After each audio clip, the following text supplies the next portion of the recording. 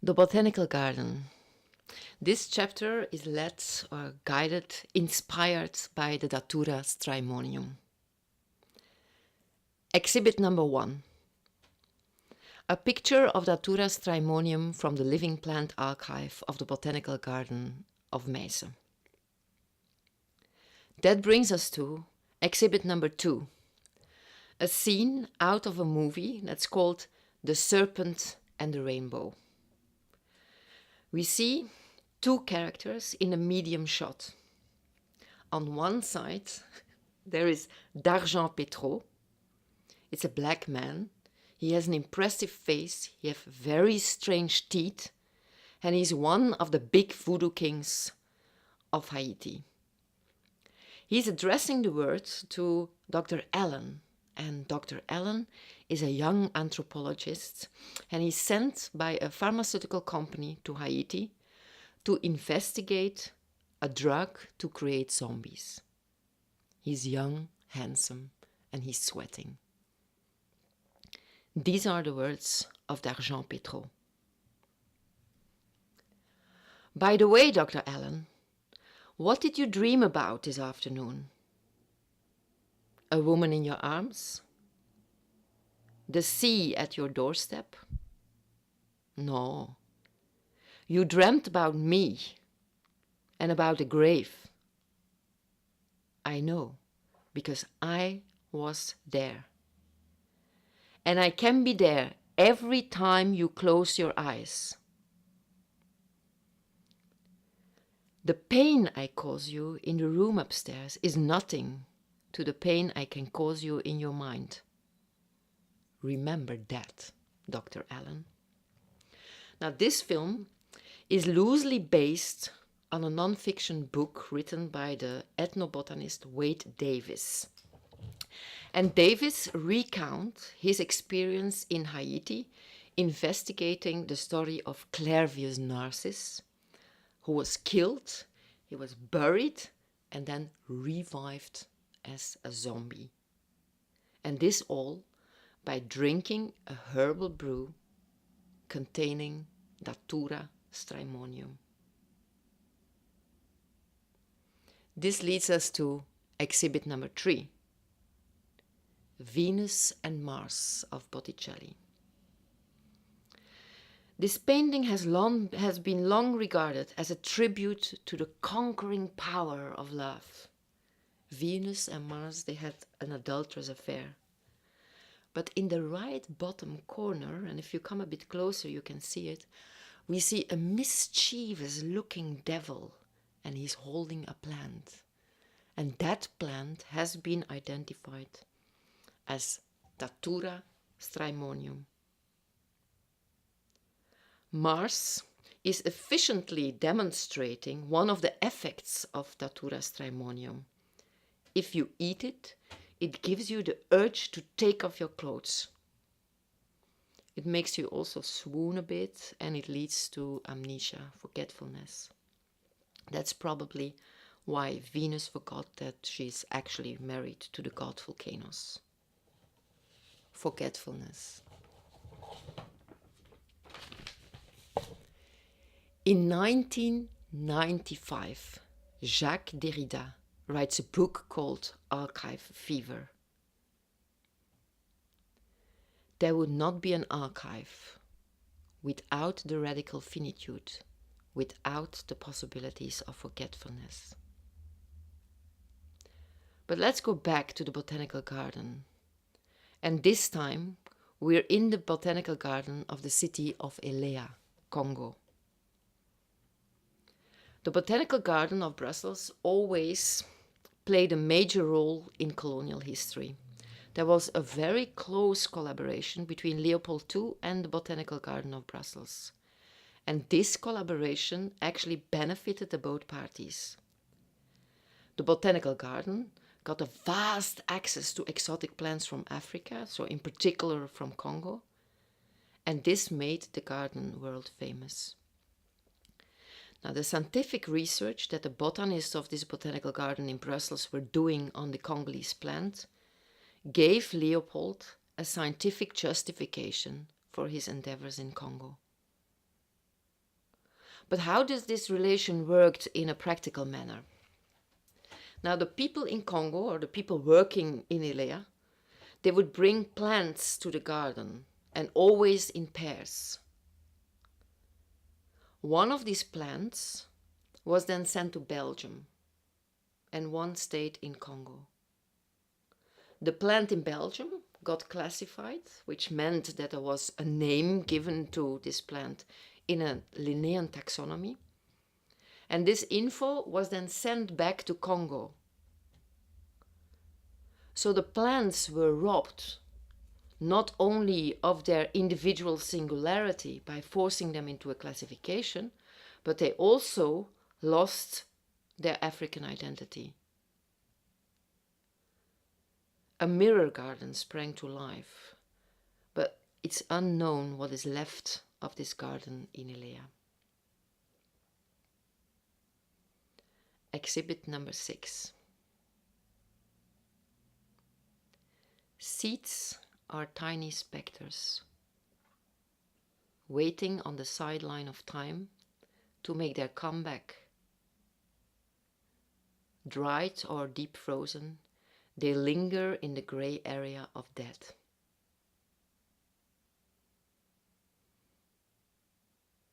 Exhibit number 7. In 1966, an Arctic lupin seeds start to germinate in the Yukon Territory. The seed was buried under a glacier, and it was 10,000 years old.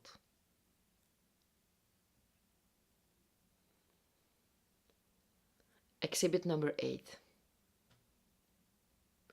Experiments on the Mimosa pudica. Probably you know this plant. The Mimosa pudica is the most sensitive plant on earth. So you probably touched it or you've seen it. And it's the plant that if you touch it or you disturb it, it folds its leaves to protect itself. Dr. Galliano of the University of Western Europe, Australia, she conducted an experiment where she drops the plant with a plant dropping device on a foamy cushion. So actually nothing threatening really happened. She drops the Mimosa pudica for 66 times. But after 6 times, the plant learned that it should not curl its leaves. It learned actually that falling was not going to hurt, and they stopped protecting themselves. Now, by the end of the experiment, the plants were completely open and they couldn't care less.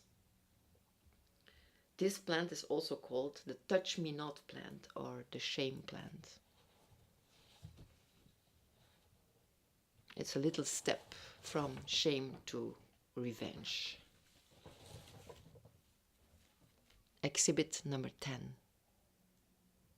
One of the first scenes of a movie called The Happening, director Night Shyamalan. I'm a teacher.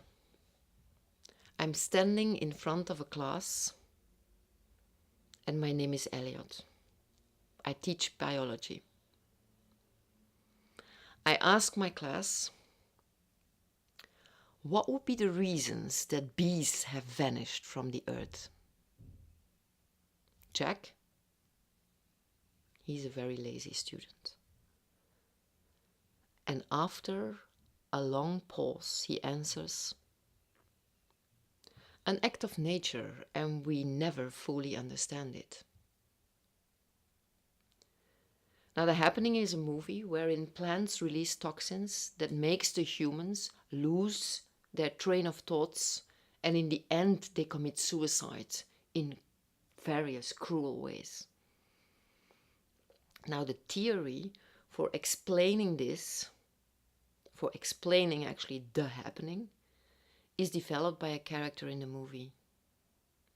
Maybe, he says, humankind, by their way of living, has made too many insults to the grasses, the shrubs, the flowers and the trees, and their revenge is in the wind.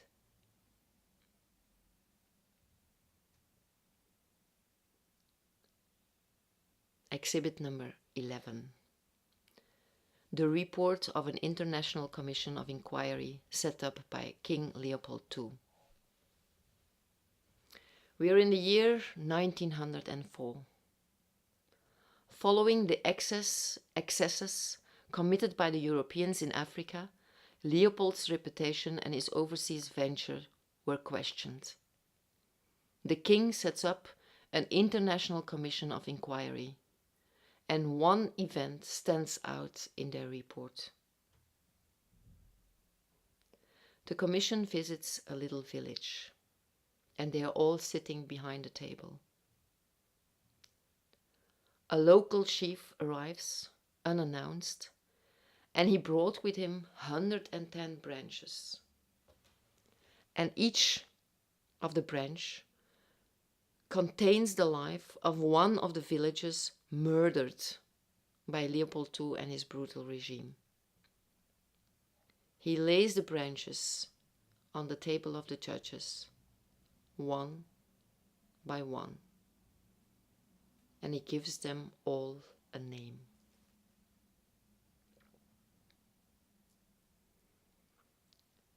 George is not George anymore. This is a line from The Invasion of the Body Snatchers, and it's words said by Becky to her boss, Dr. Hill. And Becky and Dr. Hill, they have a kind of a flirtatious relationship. Now, Becky is worried about her boyfriend, who's called George. He acts kind of weird and rather emotionless. Now she will soon find out that he turned into a zombie. The film starts with a scene on a distant planet, and we see strange clouds, and suddenly whoop, the camera starts to zoom in through the mesosphere, stratosphere, troposphere, until we arrive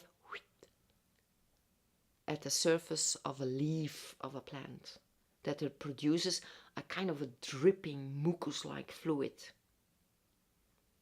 The mucus produced by the plant, touched by people, is transforming them into soulless zombies. So George was actually infected by the plant, and he became part of a swarm of emotionless creatures that swarmed the city, carrying out an invasive vegetal plan. The end scene of The Invasion of the Body Snatchers, Dr. Hill, who was always secretly in love with his assistant Becky, now finally finds the courage to kiss Becky. And he brings his lips close to her lips. He tries to kiss her, but the kiss is not returned. And he says, "This is when I finally understood fear." Love. Love in human-plant relations. Exhibit number 13. Excerpt out of an article in Cultural Anthropology by Julien Archambault. The title of the article, Taking Love Seriously in Human-Plant Relations in Mozambique. A young anthropologist visits the city of Inhambane in Mozambique, and he gets intrigued by the beautiful flower gardens in the city. He's very surprised because he traveled all over Africa, and normally you don't see flower gardens in this continent. There's not really a flower culture in Africa. So the one in Inhambane in Mozambique was probably brought by the Portuguese. Now he talks to the gardeners, and they're all young guys. And they explain him that they really love their flowers, not in a metaphorical way, but they really love them authentically, like real lovers do. Now, in a society of relative poverty, love can easily be commodified, and a lot of young girls hook up with older men because of their money. And the young men, they are actually left alone with all their feelings of love. I love my flowers and they love me back by beauty and growth.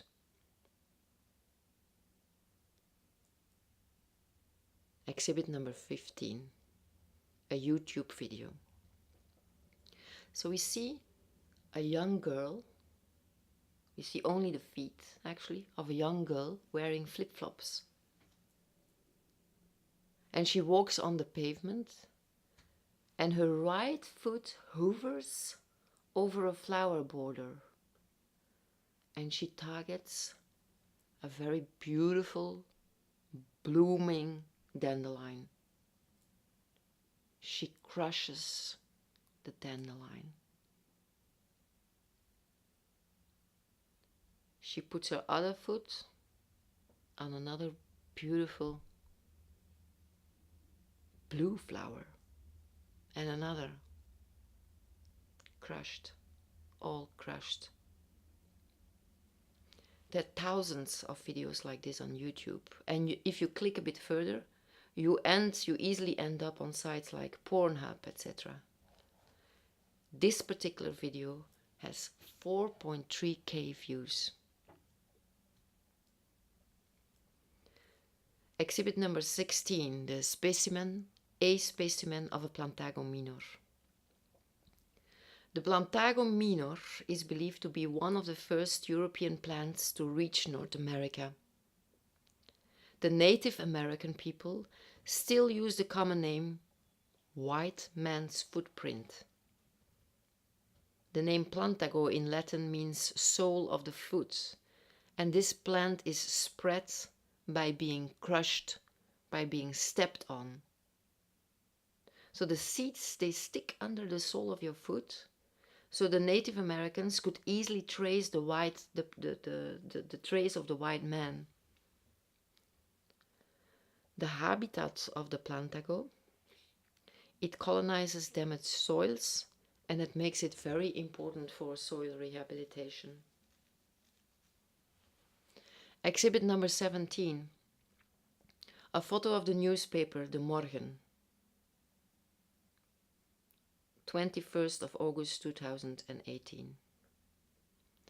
On the 20th of August 2018, two female activists with naked breasts stand on the flower carpet in Brussels. They hold up a poster that says, "Ceci n'est pas un scandale. Enfermer les enfants, ça l'est." In reference to the first detention of an immigrant family with children. On their backs, they bore the message, "Shame on you, Belgium."